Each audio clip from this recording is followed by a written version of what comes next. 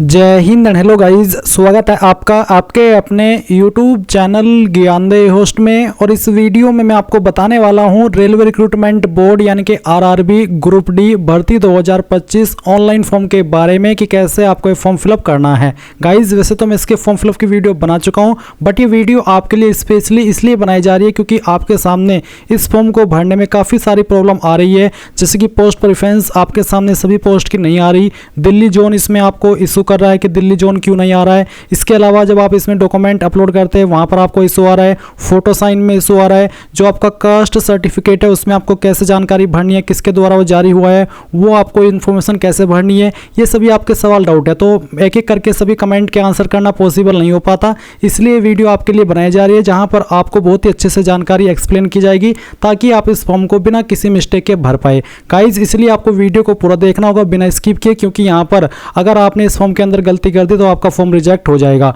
अब चलिए शुरू करते हैं। अगर आपने अभी तक वीडियो को लाइक शेयर नहीं किया कर दीजिएगा, और चैनल के ऊपर अगर आप नए आए हैं तो चैनल को सब्सक्राइब करके बेल आइकन ऑन कर लीजिए, क्योंकि जब तक ये भर्ती कंप्लीट नहीं होती तब तक आपको इसके बारे में समय समय पर यहाँ पर वीडियो के रूप में अपडेट दिए जाएंगे। फिर गाइज जो लिंक मैंने वीडियो के डिस्क्रिप्शन में दिया है इसको आप ओपन करेंगे। ओपन करने के बाद आपको जानने को मिलेगा कि 32,438 वैकेंसी इसमें निकाली गई है। फॉर्म आप लोग यहाँ पर 22 फरवरी 2025 तक भर पाएंगे। किस कैटेगरी में कितनी वैकेंसी उसकी पूरी इन्फॉर्मेशन आपको यहाँ पर दी गई है। साथ ही साथ आपको यहाँ पर जोन भी दिए गए हैं। आप यहाँ पर जोन नेम और उसका जो जोन है जो उसका शॉर्ट कोड है वो भी आप यहाँ पर देख सकते हैं। इसमें जयपुर, हुबली, प्रयागराज, दिल्ली, तो दिल्ली जोन यहाँ पर आपको बहुत सारे कैंडिडेट को इशू कर रहा है, तो उसके बारे में आपको आगे चल करके इस वीडियो में जानकारी दी जाएगी, इसलिए आपको वीडियो को बिना स्किप किए पूरा देखना होगा। अगर आपको फोटो साइन अपलोड करने में इशू आ रहा है तो आप एक बार इस वीडियो को वॉच कर लीजिएगा। इसमें मैंने पूरी कोशिश की है, चाहे आप फॉर्म मोबाइल से भर रहे हैं या फिर कंप्यूटर से, मैं आपको बता पाऊँ कि कैसे आपको फोटो साइन अपलोड करना है। तो आप एक बार इस वीडियो को वॉच कर लीजिएगा। अभी आप यहाँ पर इंपॉर्टेंट लिंक के सेक्शन में आएंगे और अप्लाई ऑनलाइन लिंक ओपन करेंगे, आपके सामने आरआरबी की ऑफिशियल वेबसाइट आ जाएगी। अब यहाँ पर आने के बाद में मैं आपको बता दूं कि अगर आपने इस वेबसाइट का इस्तेमाल करके 2024 के अंदर कोई फॉर्म भरा था तो आपका अकाउंट बना हुआ है। आप डायरेक्टली यहाँ पर अप्लाई के ऊपर क्लिक करके ऑलरेडी हैव एन अकाउंट यहाँ पर क्लिक करेंगे। आपका रजिस्टर्ड नंबर या ईमेल एड्रेस डालेंगे, जो पासवर्ड आपने उस वक्त बनाया था वो भरेंगे, और फिर आई एम नॉट रोबोट के ऊपर क्लिक करके लॉगिन कर लेंगे। अगर आप पासवर्ड भूल चुके हैं तो आप फॉरगॉट पासवर्ड के ऊपर क्लिक करके रजिस्टर्ड नंबर या ईमेल एड्रेस, आपका डेट ऑफ बर्थ और फिर आई एम नॉट रोबोट के ऊपर क्लिक करके प्रोसीड करेंगे, तो आपको मैसेज के माध्यम से आपका एक नया पासवर्ड सेंड कर दिया जाएगा। पर गाइज अगर आप फ्रेशर है, आपने इस वेबसाइट का इस्तेमाल करके 2024 के अंदर कोई फॉर्म नहीं भरा और पहली बार आप ये रेलवे का ग्रुप डी का फॉर्म भर रहे हैं, तो आपको यहाँ पर इसमें नरेशन करना होगा। इसके लिए गाइज आप यहाँ पर अप्लाई के सेक्शन में आएंगे और क्रिएट एन अकाउंट इसके ऊपर क्लिक करेंगे। एंड देन आपको नोट करके यहाँ पर यही बोला जा रहा है कि हाँ, अगर आपने CN का कोई भी फॉर्म आरआरबी ने जो 2024 के अंदर जारी किया था वो भरा था तो आपको नया रजिस्ट्रेशन करने की आवश्यकता नहीं है।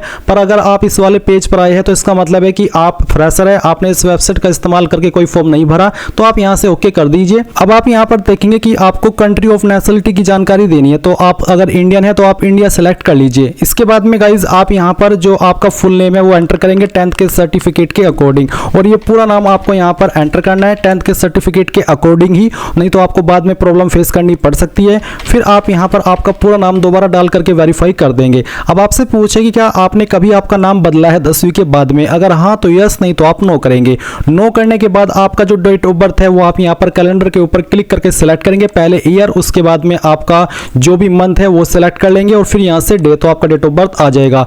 डेट ऑफ बर्थ को आप यहाँ पर दोबारा सिलेक्ट करके या फिर दोबारा से खुद से भी भर सकते हैं, जैसे कि मैं आपको यहाँ पर भर करके दिखा रहा हूँ। तो इस तरह से आप यहाँ पर जो आपका डेट ऑफ बर्थ है वो एंटर कर दीजिएगा। इसके बाद में आप यहाँ पर देखेंगे सिलेक्ट जेंडर, तो आपको आपका जेंडर सेलेक्ट करना है, मेल, फीमेल या फिर ट्रांसजेंडर, और उसके बाद आप जेंडर को दोबारा सेलेक्ट करके वेरीफाई कर लेंगे। फिर आप यहाँ पर फादर नेम डालेंगे। फादर नेम भी आपको 10th के सर्टिफिकेट के अकॉर्डिंग ही भरना है और उसको दोबारा डाल करके यहाँ पर वेरीफाई कर देना है। इसके बाद गाइज आप यहाँ पर नीचे देखेंगे मदर नेम, तो आपको आपकी माताजी का नाम यहाँ पर एंटर करना है, माताजी का नाम दोबारा डाल करके आपको वेरीफाई कर देना है। फिर कॉन्टैक्ट डिटेल में आप आपका ईमेल एड्रेस डालेंगे, जनरेट ईमेल ओटीपी पर क्लिक करेंगे, आपको आपकी ईमेल चेक कर लेनी है और फिर उसके ऊपर जो ओटीपी आएगा वो यहाँ पर आपको डाल देना है। उसके बाद सेम तरीके से नंबर डालेंगे जो आप रजिस्टर करना चाहते हैं। उसके बाद जनरेट मोबाइल ओटीपी करेंगे, आपके नंबर के ऊपर एक ओटीपी जाएगा जो कि आपको यहाँ पर डाल देना है। फिर नीचे आएगा आधार वेरिफिकेशन, तो please enter your Aadhaar card number virtual ID. आप यहाँ पर आपका आधार कार्ड का नंबर भी दे सकते हैं या फिर जो आपकी वर्चुअल आईडी होती है वो भी आप यहाँ पर दे सकते हैं। ये डालने के बाद आप जनरेट आधार ओटीपी के ऊपर क्लिक करेंगे, आपके नंबर के ऊपर जो आधार के साथ में लिंक है एक OTP जाएगा जो कि आप यहाँ पर डाल देंगे और फिर वेरीफाई कर देंगे। मान लीजिए आपके पास आधार कार्ड नहीं है तो आप I do not have Aadhaar card इसके ऊपर क्लिक करेंगे और आपको बोला है कि candidate are advise to do Aadhaar validation for smooth entry at the examination centre. RRB will not share your Aadhaar detail with any third party और use them for any purpose other than the objectives of this CEN। यानी कि RRB आपके आधार का कोई misuse नहीं करेगा। अगर आपके पास आधार है तो फिर आप आधार का ही इस्तेमाल करें। तो आप यहाँ पर ये जब आधार वेरिफिकेशन कर लेंगे तो इसके ऊपर टिक कर दीजिएगा। इसके ऊपर टिक करने के बाद आप एक पासवर्ड क्रिएट करेंगे। पासवर्ड आपका कैसा हो उसका एक एग्जांपल आप यहाँ पर जान लीजिए। आपके पासवर्ड के अंदर इंग्लिश का कैपिटल लेटर, स्मॉल लेटर, कोई एक स्पेशल कैरेक्टर और साथ ही आपको डिजिट का इस्तेमाल करना है। कुछ इस तरह का पासवर्ड आप बना लेंगे और उसको दोबारा डाल करके वेरीफाई कर देंगे। फिर आई एम नॉट रोबोट के ऊपर क्लिक करेंगे और preview and create an account इसके ऊपर क्लिक करेंगे। इसके ऊपर क्लिक करने के बाद जो भी जानकारी आपने यहाँ पर भरी है वो सभी आएगी। आपको एक बार फिर से वो सभी जानकारी चेक कर लेनी है और जब आपको लगे कि यहाँ सभी जानकारी सही है तब जाकर के आपको सबमिट कर देना है। जैसे आप सबमिट कर देंगे तो फिर गाइज आप यहाँ पर होम पेज पर आएंगे और उसके बाद में आपको ऑलरेडी हैव एन अकाउंट यहाँ पर क्लिक करना है एंड देन अभी आपने जो नंबर रजिस्टर किया है या ईमेल रजिस्टर किया है वो डालना है। जो पासवर्ड अभी आपने यहाँ पर बनाया अपनी चॉइस से वो भरना है और फिर आई एम नॉट रोबोट के ऊपर क्लिक करके लॉगिन कर लेना है। लॉगिन करने के बाद में गाइज आपके सामने जनरल इंस्ट्रक्शंस आएंगे और अगर आप पहले से रजिस्टर है तो आप यहाँ पर इसमें अपना आधार वेरिफिकेशन कर लीजिएगा क्योंकि आपको आधार के ऊपर एक OTP सेंड किया जाएगा और जब आप OTP यहाँ पर डाल देंगे तो आपका वेरिफिकेशन हो जाएगा। और क्योंकि अगर आपने फर्स्ट टाइम रजिस्ट्रेशन किया है तो आप यहाँ पर वो ऑलरेडी कर चुके हैं। अभी आप यहाँ पर ऑनलाइन एप्लीकेशन के सेक्शन में क्लिक करेंगे और आपको यहाँ पर इसमें लेवल फर्स्ट के ऊपर ये जो वैकेंसी CEN नंबर 08/2024 देखने को मिलेगी जो कि आपकी ग्रुप डी की वैकेंसी है। अब गाइज मैं आपको बताने वाला हूँ RRB railway group D best book के बारे में जो कि चक्षु प्रकाशन की है और इस बुक के अंदर आपको क्या क्या मिलेगा, क्यों ये बुक आपके लिए बेस्ट है। अगर इसके बारे में बात की जाए तो मैं आपको बता दूं कि इसमें यहाँ पर आपको सामान्य ज्ञान भर्ती परीक्षा 2025 के लिए RRB डी द्वारा निर्धारित सिलेबस के अनुरूप क्वेश्चन दिए गए हैं। साथ ही विगत वर्षों में जो RRB के द्वारा क्वेश्चन पूछे गए हैं वो आपको इस बुक के अंदर मिलेंगे। इसके अलावा गाइज यहाँ पर इसमें आपको chapter wise previous year questions दिए हैं।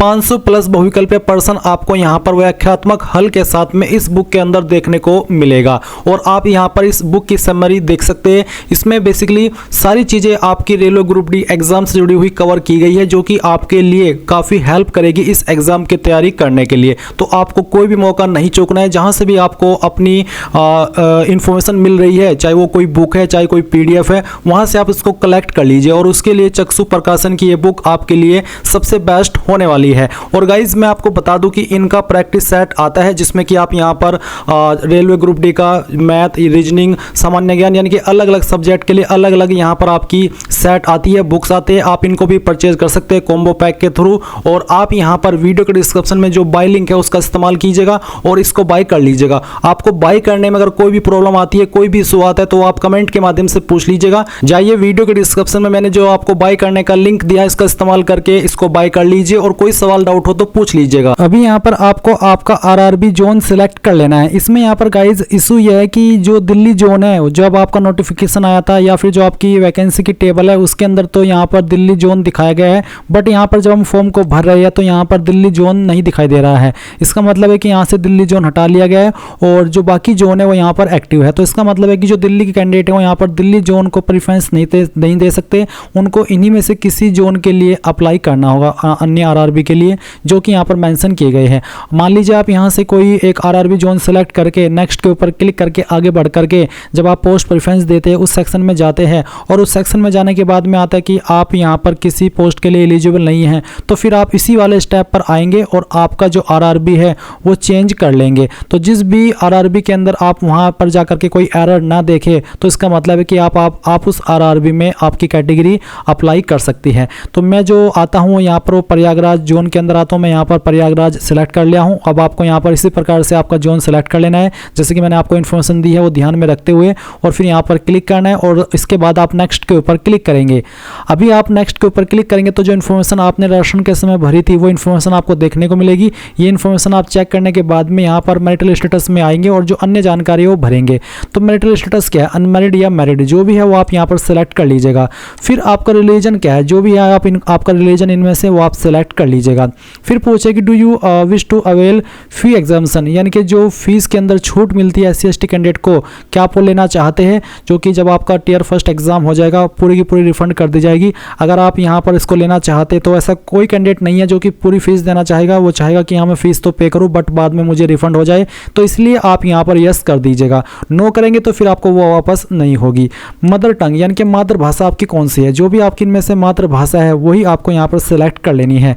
फिर choice of language for examination, तो एग्जामिनेशन के अंदर आप किस लैंग्वेज को अपनी चॉइस देना चाहते हैं, आप चाहते हैं कि मैं इसी लैंग्वेज के अंदर अपना पेपर दूं जब भी आपका एग्जाम हो, तो वही लैंग्वेज आप यहाँ पर सिलेक्ट करेंगे। ये लैंग्वेज आपको बहुत ही अच्छे से सावधानीपूर्वक देनी होगी, सिलेक्ट करनी होगी, क्योंकि अगर आपने यहाँ पर कोई और लैंग्वेज सिलेक्ट कर ली तो फिर आपका एग्जाम उसी लैंग्वेज में आएगा और फिर आपको इश्यू हो जाएगा। इसलिए अच्छे से सोच समझ कर यहाँ पर इसको अच्छे से आपको सेलेक्ट करना है। अब आता है permanent visible mark of identification, आपकी बॉडी के ऊपर वो निशान जिससे आपकी बॉडी की पहचान होती है। अब ये निशान आपकी बॉडी के ऊपर कहीं पर भी हो सकता है, बट ध्यान दें कि ये निशान आपकी बॉडी के ऊपर प्राइवेट जगह पर न हो, क्योंकि ये आपसे इसलिए मांगा जाता है कि कहीं आप अपनी जगह पर किसी और कैंडिडेट से एग्जाम ना दिलवा दे, तो ऐसी स्थिति में ये निशान चेक किया जाता है उसकी बॉडी के ऊपर।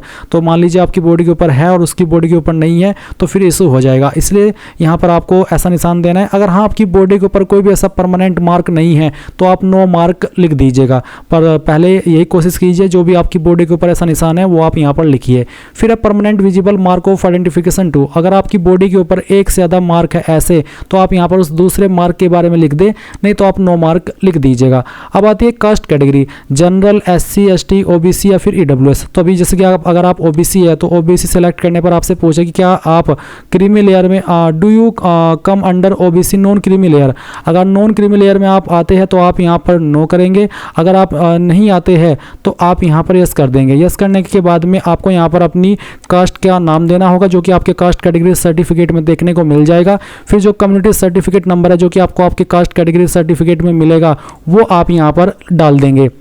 फिर कौन सी अथॉरिटी ने आपका सर्टिफिकेट जारी किया है, जो आपका सर्टिफिकेट है वो आपको उठाना है और उसमें जहां पर मोहर लगी हुई होती है वहीं पर सक्षम अधिकारी के बाद में लिखा होता है कि कौन सी पोस्ट के अधिकारी ने उसको जारी किया है, तहसीलदार, नायब तहसीलदार या फिर deputy collector, deputy commissioner, district magistrate, executive magistrate. तो आपको देख लेना है आपका सर्टिफिकेट, उसमें जिस भी पोस्ट को लिखा है वहाँ पर अधिकारी की रैंक वो आपको यहाँ पर सेलेक्ट कर लेनी है। जनरली यह सर्टिफिकेट तहसीलदार के द्वारा जारी होता है, पर फिर भी मैं आपसे यही कहूँगा कि आपको एक बार आपका सर्टिफिकेट चेक कर लेना है, उसमें जो इश्यूइंग अथॉरिटी है वही आपको यहाँ पर सिलेक्ट कर लेनी है।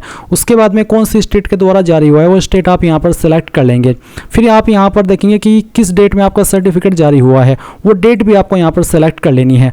अगर आपकी कैटेगरी OBC न होकर के ST या फिर SC है तो फिर आपके सामने इसी तरह का इंटरफेस आएगा जहाँ पर आपको आपकी कास्ट का नाम या फिर जो आपकी कम्युनिटी है उसका नाम या फिर जो आपकी ट्राइब है उसका नाम आपको देना होगा।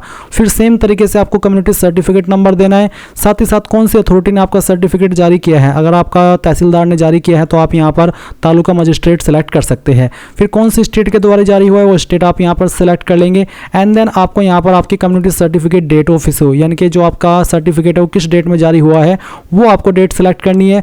उसके बाद में पूछेगी क्या आप जो फ्री रेल ट्रेवल पास है एग्जाम के लिए जो कि SC/ST को मिलता है, अगर आप वो लेना चाहते हैं तो आप यहाँ पर यस करेंगे, नहीं लेना चाहते हैं तो आप नो कर देंगे।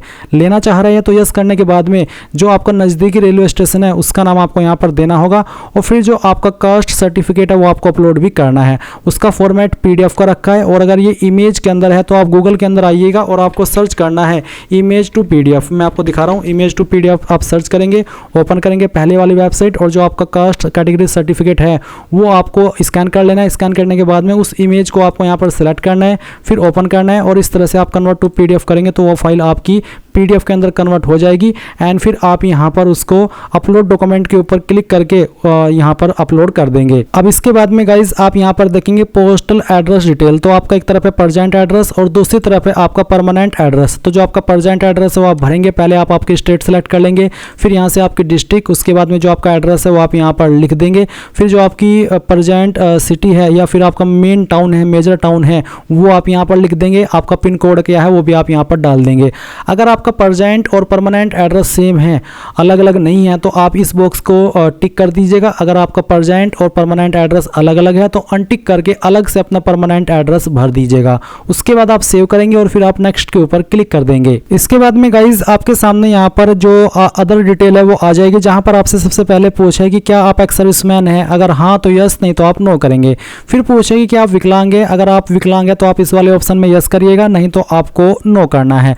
फिर पूछे कि do you need a scribe if your writing ability is affected in accordance with provision mentioned in पारा नंबर 11, यानी कि जो आप लिखने की आपकी कला है, क्या आपको कोई प्रॉब्लम है, आपको स्क्राइब चाहिए, तो अगर आप ऐसे कैंडिडेट हैं और इस अकॉर्डेंस इस प्रोविज़न के तहत और आपको इसमें बेसिकली है कि आपको हाथ में कोई इशू है शुरू से ही, तो अगर आप ऐसे कैंडिडेट हैं इसमें आप यस करिएगा। अगर आप बिल्कुल ठीक है ऊपर वाले की कृपा से तो आप इसमें नो कर दीजिएगा। नो करने के बाद में नीचे की तरफ आएंगे तो देखेंगे कि क्या आप इकोनॉमिकली बैकवर्ड क्लास से आते हैं। अगर आप आते हैं और आपके पास ABC सर्टिफिकेट है तो आप यस करिए, नहीं तो आपको नो करना है। फिर पूछेगी क्या आप एक एम्प्लॉय है इंडियन रेलवेज के, अगर हाँ तो यस, नहीं तो यहाँ पर भी आपको नो करना होगा। फिर गाइज यहाँ पर आपके सामने है name of the current department organization. तो करंट डिपार्टमेंट ऑर्गेनाइजेशन अगर आपका कोई है जैसे कि सेंट्रल गवर्नमेंट, स्टेट गवर्नमेंट या फिर पब्लिक सेक्टर अंडरटेकिंग, तो आप सिलेक्ट कर लें। अगर आप बेरोजगार है, कोई जॉब नहीं कर रहे, कोई छोटी मोटी जॉब वैसे ही कर रहे हैं, तो आप यहाँ पर नॉट एप्लीकेबल सिलेक्ट कर ले। फिर यहाँ पर पूछे कि are you a course completed act apprentice in railway establishments and processing NAC guaranteed by NCVT, यानी कि क्या आपने यहाँ पर एक्ट अप्रेंटिस कर ली है रेलवे एस्टेब्लिशमेंट यानी कि किसी भी रेलवे ऑर्गेनाइजेशन से, और यहाँ पर अभी NAC गारंट आपको होने वाला है NCVT के द्वारा। अगर हाँ तो अगर आप इसमें ऐसे कैंडिडेट है और आपको ये चीज़ होने वाली है तो आप यस करिए। अगर आपके पास नहीं है, आपने रेलवे अप्रेंटिस नहीं की है कहीं से भी रेलवे के डिपार्टमेंट से, तो आप इसमें नो कर दीजिएगा। फिर यहाँ पर आपके सामने बैंक अकाउंट की इन्फॉर्मेशन आएगी, तो आप पहले तो उस नाम को यहाँ पर एंटर करेंगे जिसके नाम पर आपका बैंक अकाउंट है। आप खुद का भी बैंक अकाउंट दे सकते हैं और अगर आप किसी अपनी फैमिली मेंबर का देना चाहे तो आप वो भी दे सकते हैं। तो बैंक अकाउंट के अंदर क्या नाम है वो नाम आप यहाँ पर लिखिएगा। उसके बाद में यहाँ पर जो अकाउंट नंबर है वो आप डाल दीजिएगा, और फिर गाइज आप यहाँ पर इसमें दोबारा उस नंबर को डाल देंगे, और डालने के बाद में नीचे आप देखेंगे refund of fee bank IFSC code. तो जो आपके बैंक का IFSC कोड है वो आप डालिएगा। ये आपको आपकी पासबुक के ऊपर मिल जाएगा, आपके चेकबुक के ऊपर मिल जाएगा, या फिर आप गूगल के अंदर अपने बैंक का नाम लिखिए जैसे कि स्टेट बैंक ऑफ इंडिया, फिर वो जहाँ पर है, जैसे कि मान लीजिए सहारनपुर में है, मैं सहारनपुर से हूँ तो मैं सहारनपुर लिखूंगा, और उसके बाद मैं लिखूंगा IFSC कोड। तो आप इसको ऑनलाइन भी सर्च कर सकते हैं, ये ऑनलाइन भी मिल जाता है। ऐसा नहीं है कि आपकी पासबुक या चेकबुक के ऊपर ही मिलेगा, या फिर आप अपनी ब्रांच में कॉल करके जा करके अगर आपको नहीं मिल रहा है ऑनलाइन भी, आपको डाउट हो रहा है कि ये कहीं मैं गलत तो नहीं भर दूँ, तो आप इसको वहाँ से भी प्राप्त कर सकते हैं। जैसे ही आप IFSC कोड यहाँ पर डालेंगे, कंफर्म करेंगे, तो ऑटोमेटिकली आपके बैंक का नाम और साथ ही साथ आपकी बैंक का एड्रेस यहाँ पर फैच कर ले जाएगा। फिर आप सेव करेंगे और उसके बाद में आप नेक्स्ट के ऊपर क्लिक कर देंगे। इसके बाद गाइज आपके सामने यहाँ पर क्वालिफिकेशन की जानकारी आ चुकी है। तो मैंने पहले से राशन करके रखा है, इसलिए मेरी 10वीं की इन्फॉर्मेशन यहाँ पर पहले से ही ऐड है। आप यहाँ पर शुरू से भरेंगे तो आप सबसे पहले आपकी जो क्वालिफिकेशन है उसमें मैट्रिकुलेशन सेलेक्ट कर लेंगे। फिर स्टेट बताएंगे जहाँ से आपने आपकी 10वीं की है, डिस्ट्रिक्ट बताएंगे जिस डिस्ट्रिक्ट से आपने आपकी 10वीं की है, अपने बोर्ड का नाम यहाँ पर लिख देंगे जिस बोर्ड से आपने आपकी 10वीं की है, उसके अलावा किस डेट में आपने आपकी 10वीं को पास किया है वो डेट आप यहाँ पर सेलेक्ट कर लेंगे। 10th का रोल नंबर क्या था वो रोल नंबर आप यहाँ पर एंटर करेंगे। एंड देन पूछे कि SSLC matriculation SSLC 10th class certificate serial number, यानी कि 10वीं का जो सर्टिफिकेट का सीरियल नंबर है वो क्या है वो आप यहाँ पर डाल दीजिएगा। ये आपको आपके 10वीं के सर्टिफिकेट के ऊपर मिल जाएगा। नहीं आपको मिल रहा है, कोई डाउट आ रहा है तो आप कमेंट के माध्यम से पूछ लीजिएगा। उसके बाद आप इसको ऐड करके यहाँ पर ऐड कर देंगे। फिर गाइज आप यहाँ पर देखेंगे क्वालिफिकेशन का सेक्शन। अब अगर आपके पास ITI है तो आप इसमें ITI सेलेक्ट कर लेंगे। वैसे इसमें कंपलसरी रूप में अप्लाई करने के लिए सिर्फ 10वीं ही मांगी है, पर अगर आप ITI रखते हैं, आपने ITI की है और आप उसकी इन्फॉर्मेशन देना चाहते हैं तो आप ITI सेलेक्ट कर लीजिएगा।